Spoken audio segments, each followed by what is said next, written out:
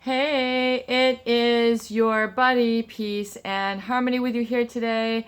Much love going out to all the beautiful and empowered harmonizers. And we're zooming in and focusing a great viewer question. And that is really, how can I open up my senses? My senses have been kind of shot. They've been really sort of numbed out. I've been desensitized to my own needs. And how can I awaken that within me? So that's a great viewer question, and this really is kind of like advanced material, but I think it'll also be useful for for a lot of viewers who have recently joined the channel as well, because what you really want to do when it comes to healing through a relationship with a narcissist, with a psychopath, someone who has really done you one or several bad, someone who has exploited you, taken advantage of you, used you, or gaslighted and brainwashed you through manipulation to getting really sort of the best out of you, and not is really a relationship in your best interest. But unbeknownst to you, either through not knowing that this type of person existed, not knowing really how to stand up for yourself, through having some boundaries, knowing how and when to say no, or through having some standards, that based on the self-esteem that I actually deserve better than this, and I don't deserve this treatment, and so I'm going to exit or leave, or, know how to protect myself. Oftentimes people find themselves in the midst of these relationships in not knowing what is taking place. So really, when it comes to understanding the covert narcissist and the psychopath, just as a real quick recap, it is to understand that you're dealing with someone who has a pathological, abnormal, off-the-chart sense of self-importance and entitlement, coupled with a lack of empathy. When we're talking about someone who is narcissistic, oftentimes they are very superficial, they are very two-faced, meaning they have a public persona and then a different private persona. In other words, they tend to overcompensate through the way that they communicate with others, and sort of self-aggrandizement, putting themselves up on a pedestal. So it doesn't mean, that they're, outwardly doing this. They can also covertly do this as well through a lot of the looks that they give, through their unconscious behavior, through their body language.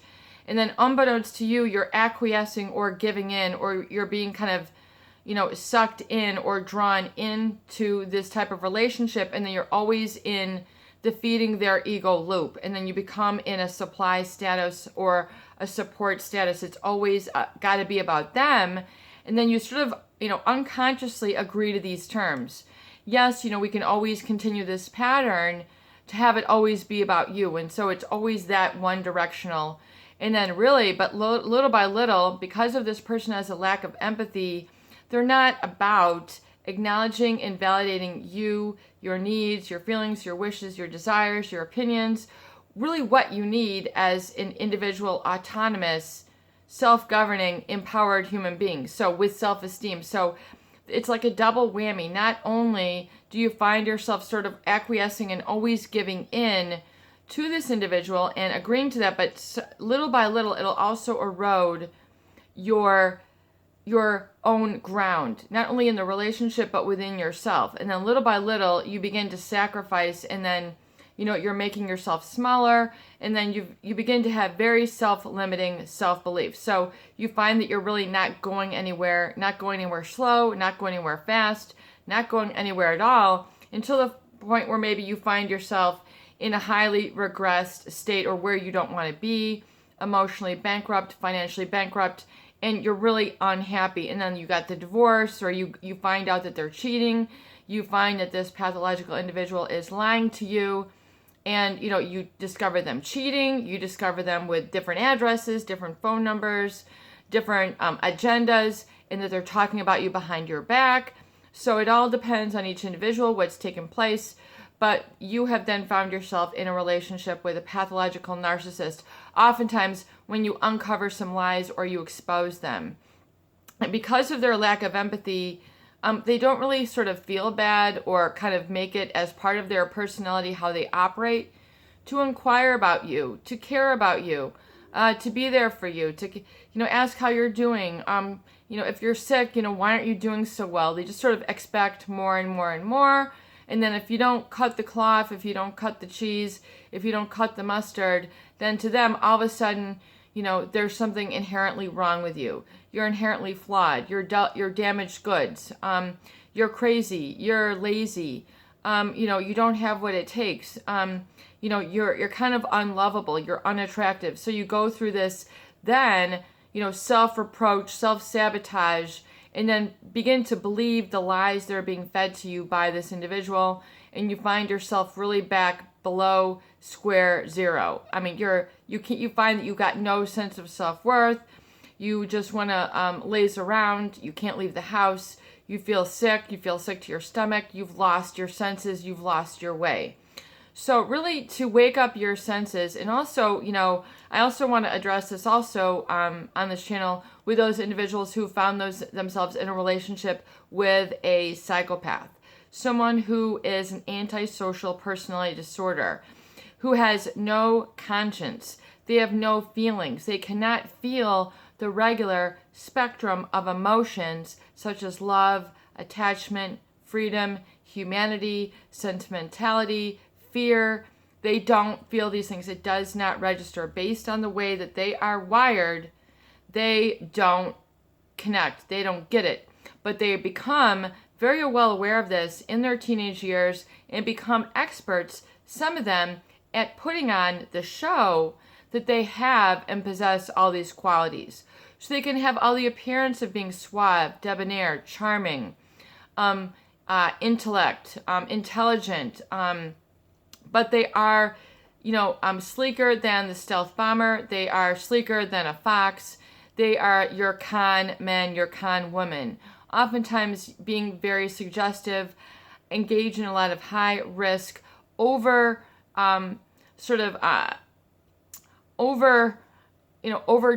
not only themselves, but really sort of hyper arousing other people, particularly when it comes to sexualization. They tend to hypersexualize everything. Everything has this sort of, can be originally, about kind of a sexual humor, but then everything begins to become transformed and metamorphosized into a sexual object, if you will. We have a lot of videos on that topic, and we can do more on that, but it tends to really throw a lot of people off in how they relate to their environment, how they relate to themselves, and everything becomes really mismatched inside. Their senses are misrouted, their feelings are misguided, their values are corroded. They no longer have a sense of value of their original values, maybe that they've had their entire life, and they become very sort of corrupted inside and become very addicted to this individual. So when this takes place, there's also a hijacking of the senses.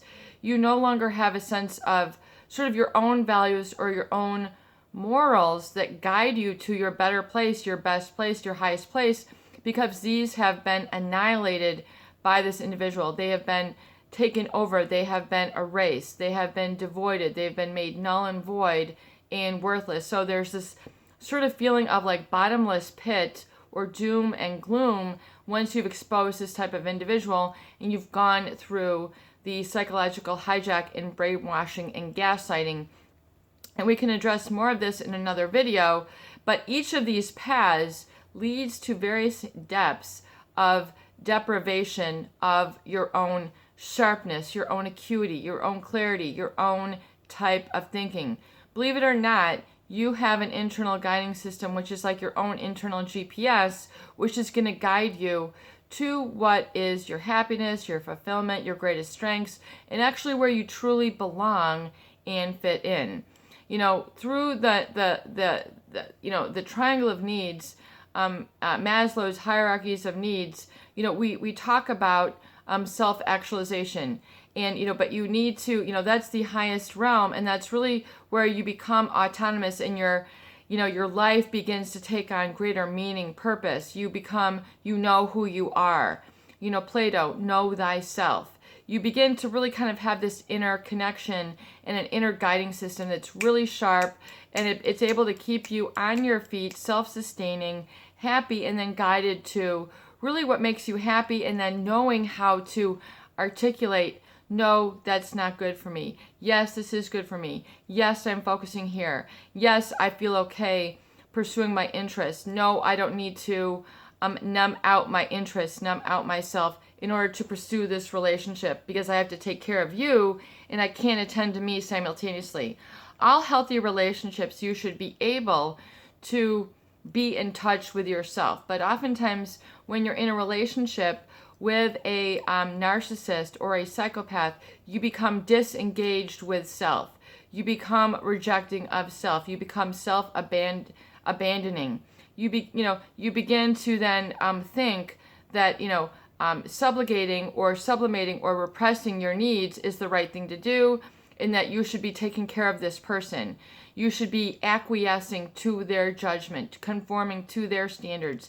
You should be this person. You should be that person. You should be the mathematician. You should be my bad girl. You should be my bad boy. You should take care of my bills. You should take care of my children. You should clean my house. You should not do your homework. You should focus on this, and then sort of derail you from your own senses.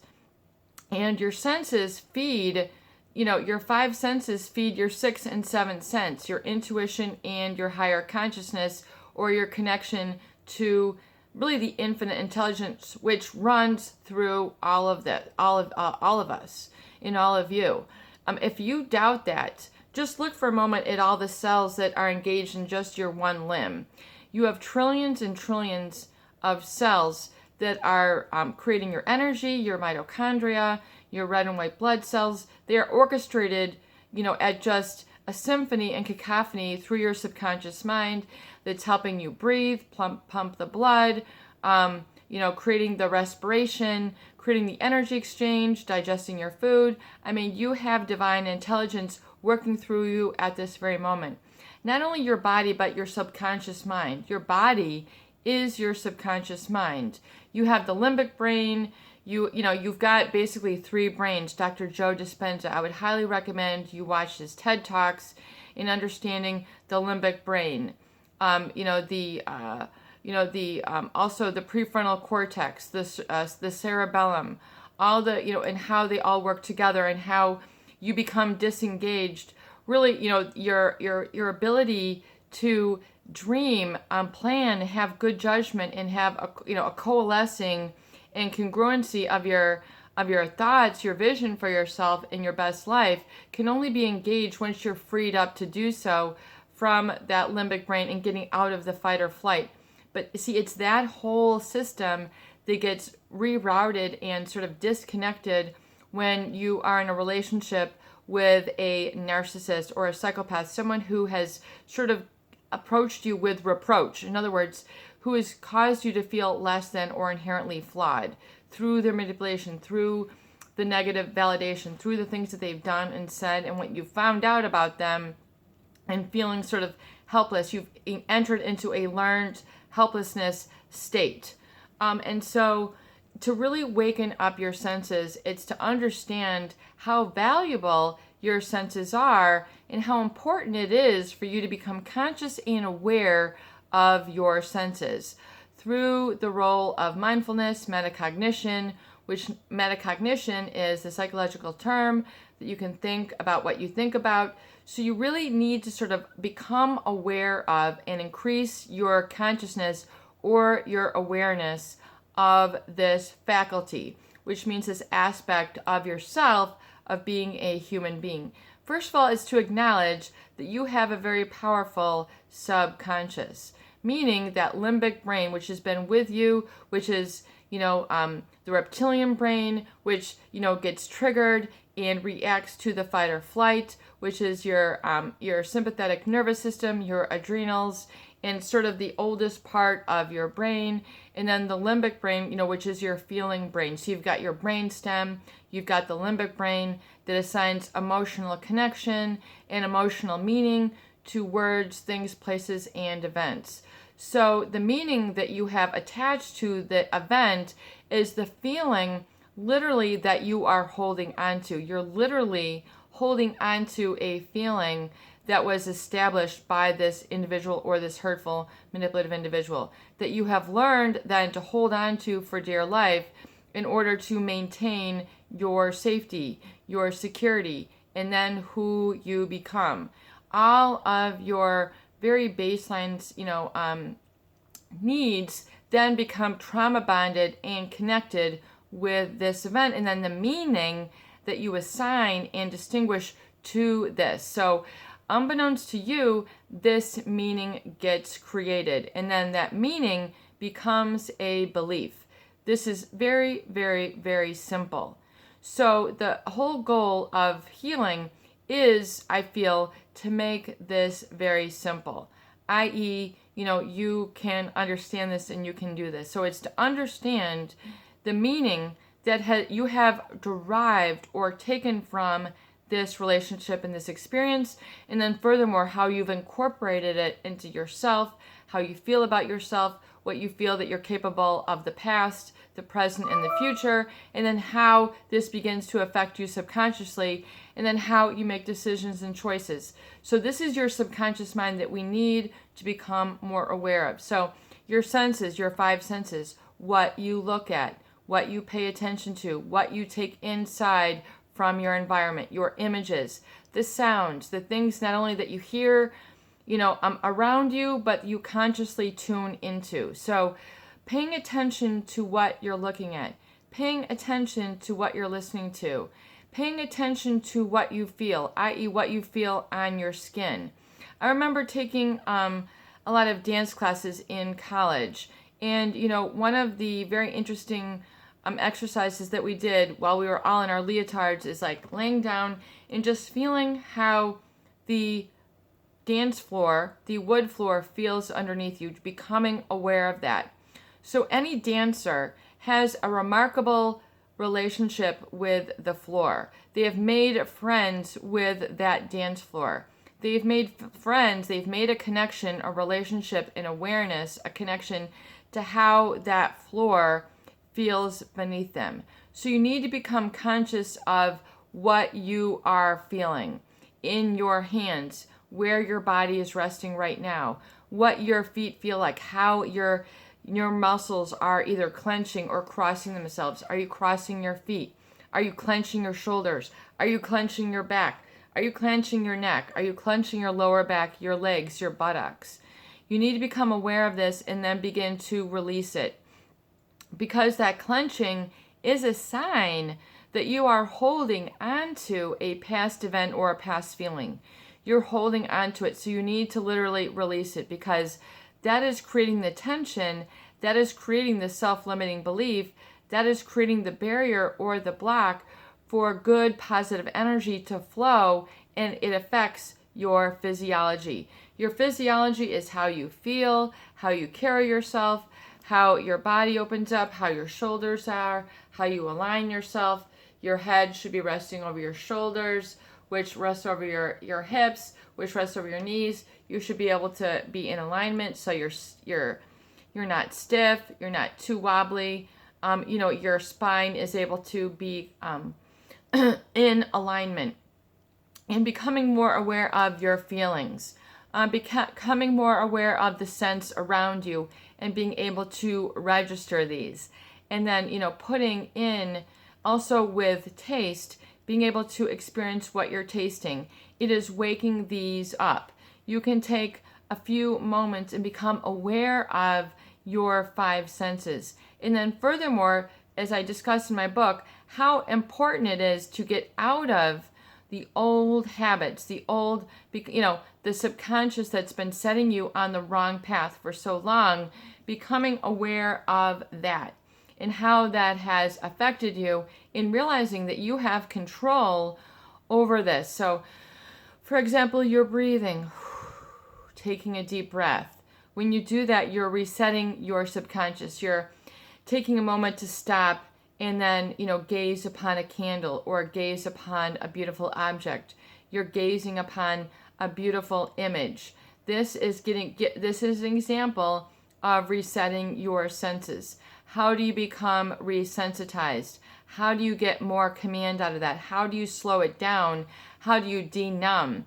How do you, wake up your senses so that you can begin to become more aware of these deeper properties or faculties, and then acknowledge them, validate them, give them gratitude, and then begin to give generous time to these senses so you can really indulge and begin to, little by little, enhance this experience of your life, and then also wake up your sixth sense, your intuition, so that your senses can then feed your intuition, your internal guiding system, and then your seventh sense, your higher consciousness, basically your higher self, that part of yourself perhaps which you have not met yet.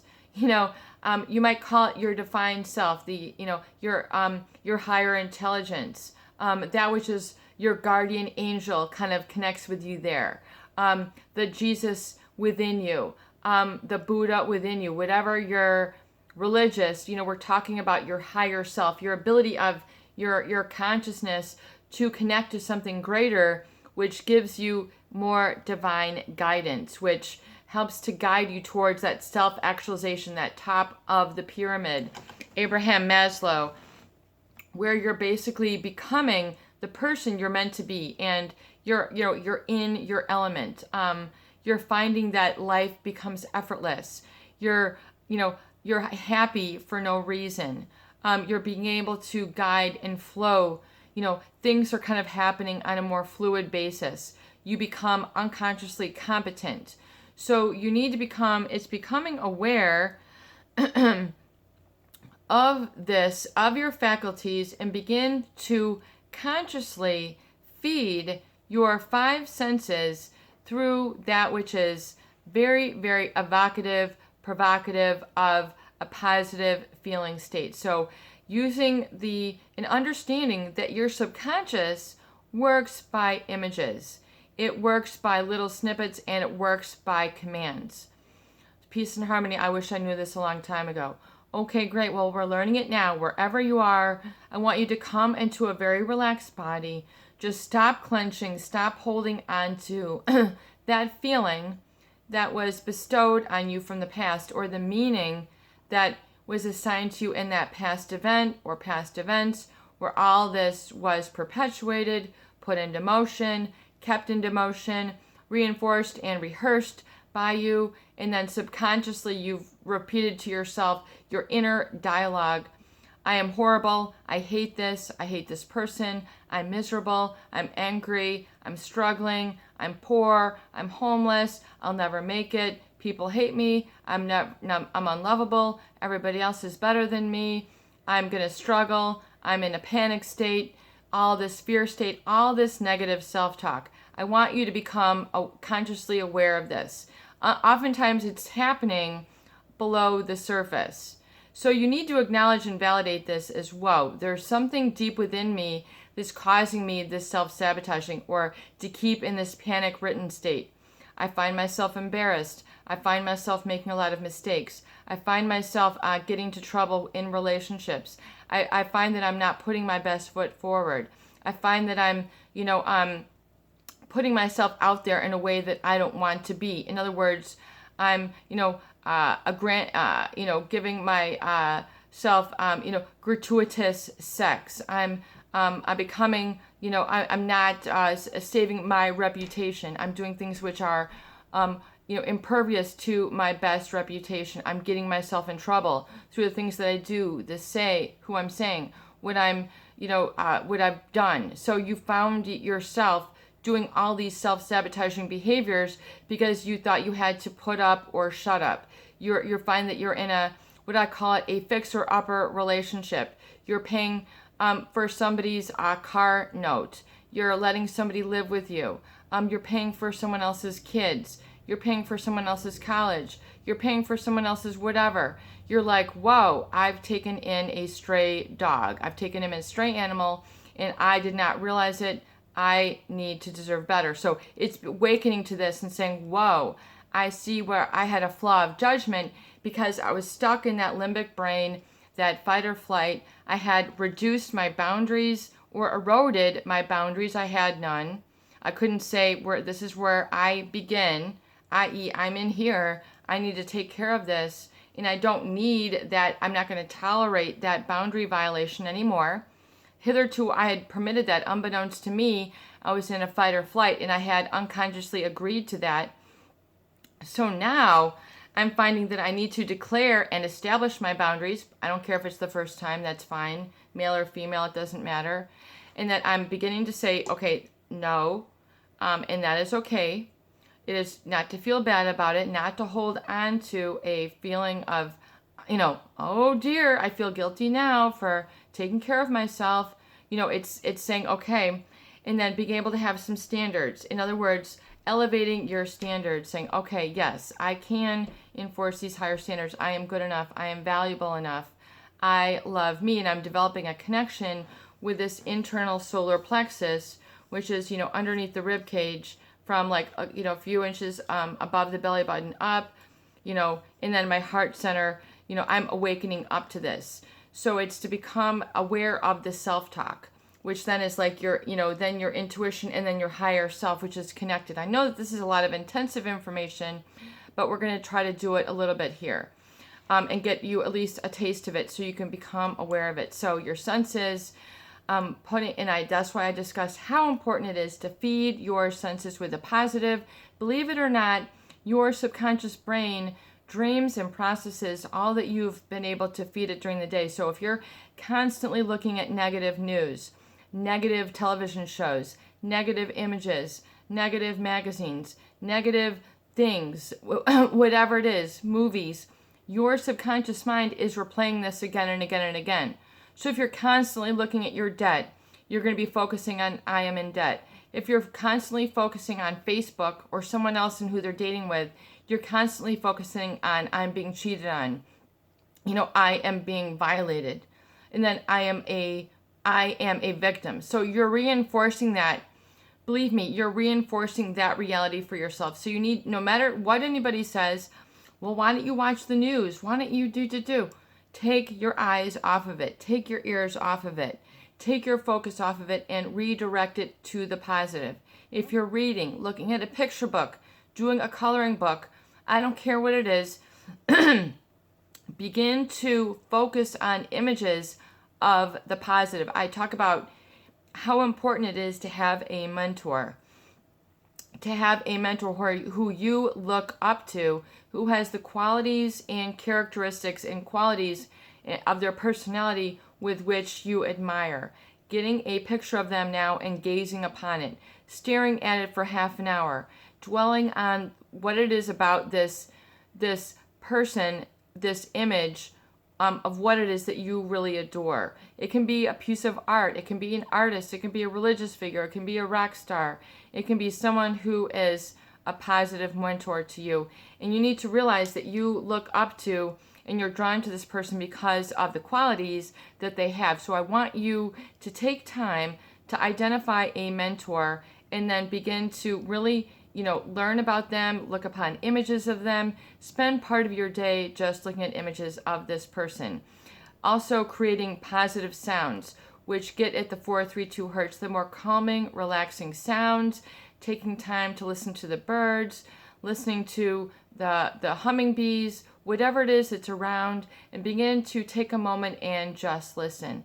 Even if you're just listening to the silence, that's better than listening to the negative chatter, listening to the smear campaign, whatever it is. Begin to listen to, beautiful flute music, beautiful piano music, violins, whatever it is, classical music, whatever it is that is soothing and uplifting to you. This is personal, but it is shutting out all the negative noise, all the sirens, all the whatever it is that's causing to aggravate you.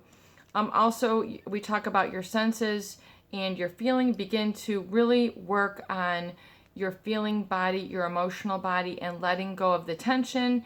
And then begin also to reaffirm your positive self and awaken up and begin to ask yourself open-ended questions.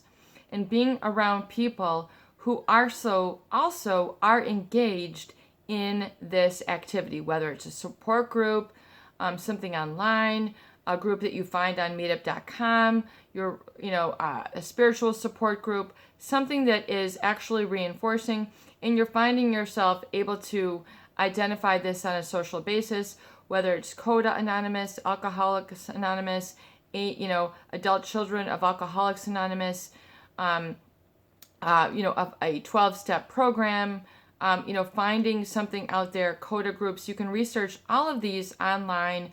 I want you to make connections and begin to find a support group, because you need a support group.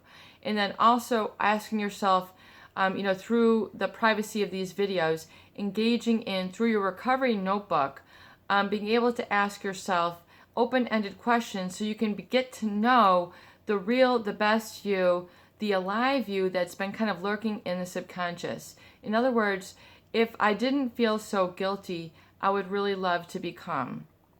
If I didn't feel so damaged, I would really love to pursue. And then I want you to get out your recovery journal and write that at the top of your page. Okay? And then write a list of 1 through 10 or 1 through 20. And I want you to have a lot of open pages. This shouldn't be on a tiny notebook. This should be on 8.5 by 11 page notebook. And I want you to write down, if I wasn't so damaged by this person, I would really love to feel. And write 1 through 10, 1 through 20, and fill it in. If I didn't feel so damaged by all these events, I would really love to become. And if hurt and anxiety weren't such an issue, I would really be interested in. If I didn't have all this tension, this shame, and this feeling of being lost, I would really love to become. And one thing I've always admired about very strong people who I feel really have it all is, and write 1 through 20. And you'll find yourself then opening up. That's what the recovery journal is all about, is opening up and getting to the real you, the fully functioning you that is really lurking underneath all these self-limiting beliefs, all these blocked feelings, and getting into really that true you and being able to elicit those answers, because then you can see the real you and what you want to become, what you really admire, and then taking your recovery date to take time to do, become, and feel all those things. So that's why I talk about how important it is for you to set aside an hour, 2 hours every week to go on your recovery date and pursue and become those very things. So whether it's, I would really love to pursue architecture. Then you go on an architecture tour. And this is done, within your own self, where you're not interacting with another. You're taking out that pure, true part of yourself. I would really love to become